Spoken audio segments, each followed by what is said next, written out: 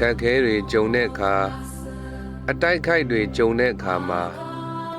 ငါနာမှာဖျားရှိတယ်ဆိုတဲ့စိတ်နဲ့ရှေ့ဆက်ပါ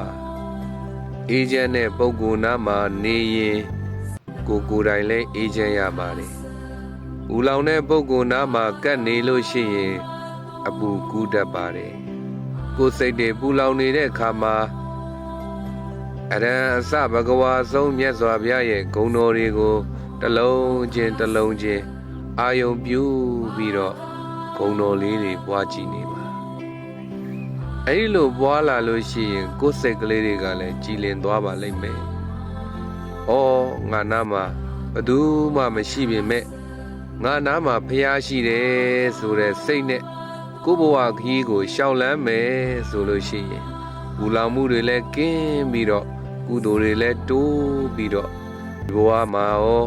နောင်တမလွန်မှာကောချမ်းသာနဲ့နေနိုင်ပါလိမ့်မယ်အားလုံးပဲဘုရားကုံတော်ပွားများရင်ဖြင့်ဘဝအပူတွေငြိမ်းအေးနိုင်ကြပါစေ